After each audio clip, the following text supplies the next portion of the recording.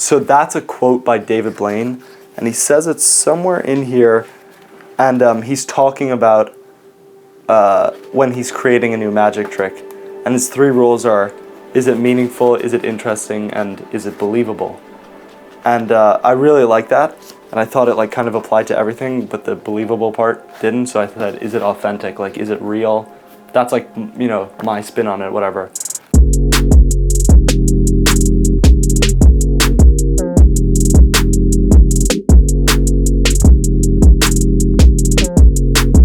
My name is Cian Moore. I'm 20 years old, and I'm a photographer.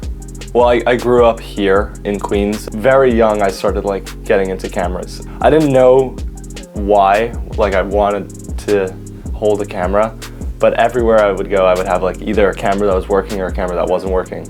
I got a camera. It was like a small, like handheld, like point and shoot, family style, like video camera.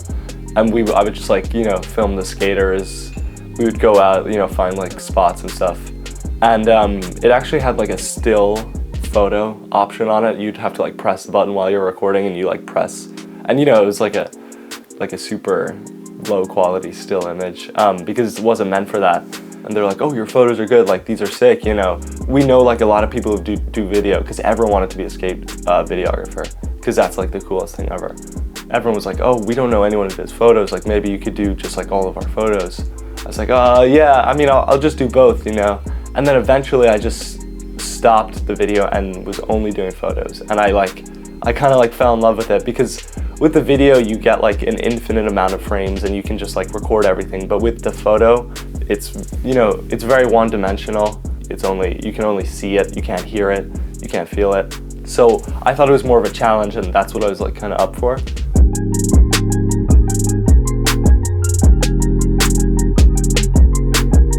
Eight months after I started doing it, I did like my first job, but I didn't know what that meant. You know, I had a point and shoot camera, and one of my friends was like, oh, let's shoot like this editorial because he was being featured on like a fashion blog. So he was like, oh, you know, take the photos for this, you know. It wasn't a big deal at all because he had like this really ridiculous like fashion coat that was like 10 grand or whatever. When I saw the coat, I was like, oh, we need to go to the side of a mountain. And it was in the winter. I was like, we need to go to the side of the mountain and look like you're hiking in this jacket in the snow, just because no one would ever do that. And that photo came out. It's like one of my favorite photos I've still ever taken. And I remember that feeling of knowing exactly what I wanted. So that's when it kind of like got serious. And then, you know, stuff started picking up after that. I know a lot of people who work for Nike. So one of my friends at Nike asked me if I wanted to do like a photo project for them. So I did that. And that was like, you know, this was like after a year of photographing. So I thought it was like, whoa, you know, I've only been doing this for a year. I have a Nike project already, like this is insane. So the Nike project came out, you know, I had like a whole gallery show for it and everything. I liked how it came out, but the problem I found with that was that things were moving like too fast. I kind of got discouraged. Like within myself, I was like, I don't know. I don't really know if I should be doing all of this sort of stuff. Because I like reading books about like some of my favorite, you know, like my inspirations and classic fashion names and that sort of stuff. And it just didn't seem right to me to be doing like all this commercial work before I had like established my own vision and my own like, you know, accomplished my own needs and, you know, just from like a very artistic standpoint. So I stopped doing like commercial work for a little bit. And the commercial work that I did do was kind of like making fun, you know, of like the industry.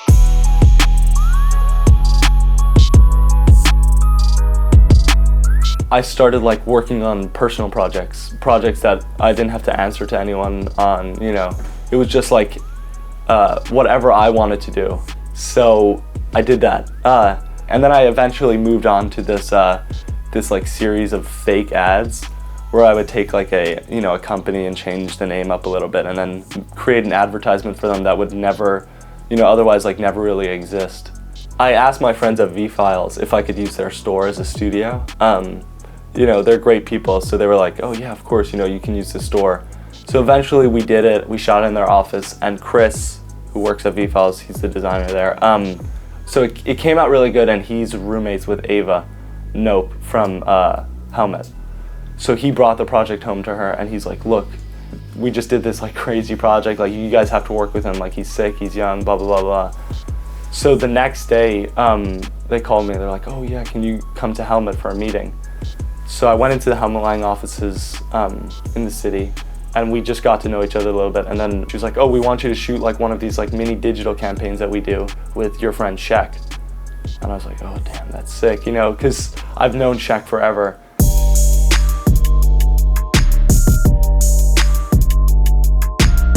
So Sheck and I have just been like personal friends, like outside of like business or photography.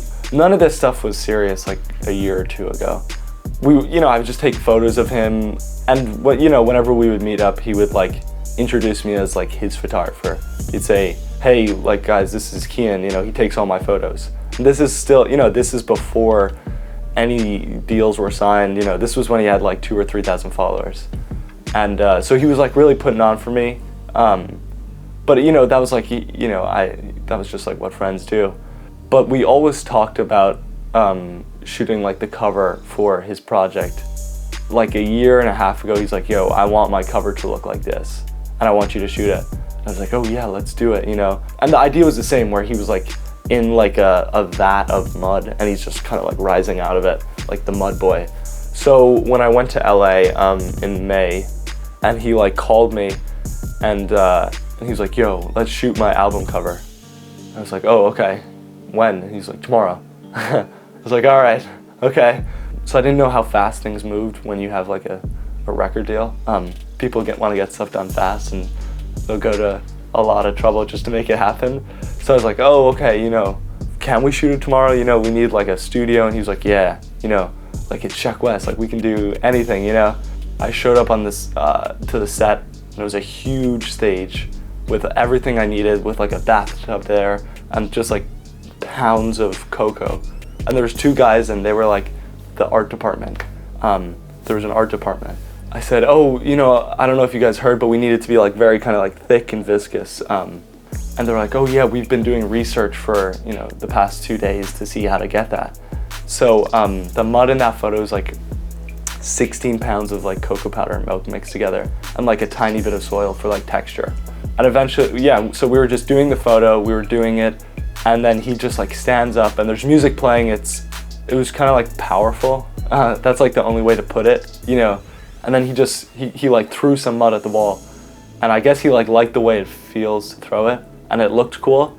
So he kept throwing it, and he just kept throwing it and throwing it and throwing it, and just was like, I was like taking pictures, and I was watching like the wall become like something that we'd never seen before, and I was watching the walls become something we hadn't planned for.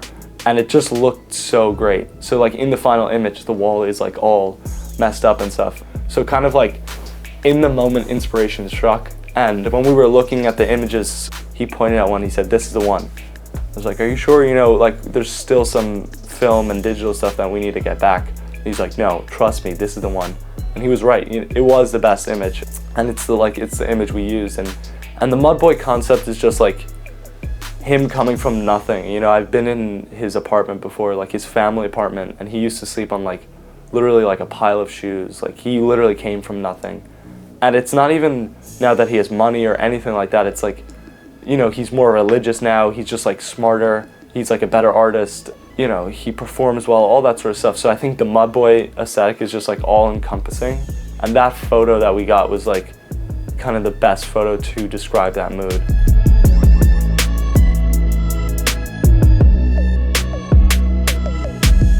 So when I was interning for Nick Walker, he had 2 other guys who worked with him, like alongside him in the office. And one of them was a producer, Corey Whitted.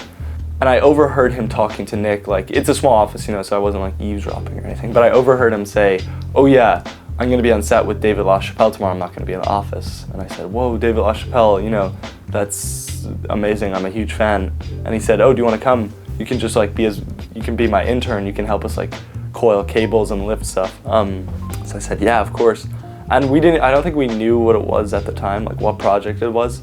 And then, later on in the day, he said, oh, it's for Travis Scott, it's like something to do with his album. And we got there, and the set was like on like this really closed parking lot, and you had to put like stickers on your camera and stuff. It was like, a very closed set, and there was like 6, 7, 8 people, 8 crew members total. Just all people that David LaChapelle works with. And I was this, you know, I was kind of like the sore thumb. I was the one who stuck out. You know, seeing that I have like blonde curly hair, it didn't help. So I got there and everyone was just like, you know, keep like a low profile, don't take any pictures, blah, blah, blah, blah, you know.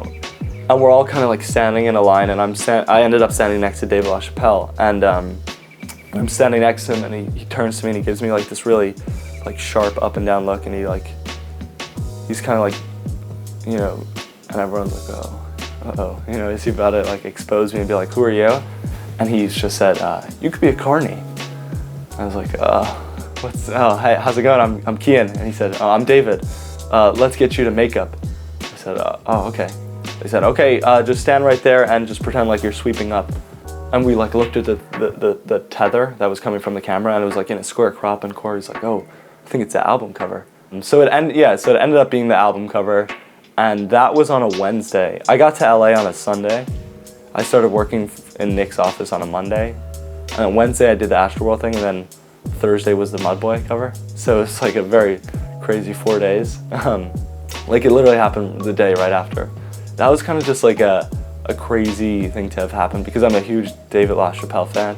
So just to be on set, like I was super stoked to like be on set and to like see him in person. And then to be in the photo was just like kind of like a whole nother level. But it was also beyond that, you know, it was like very inspirational to see, because David, he was like super nice, you know, and he knew exactly what he wanted.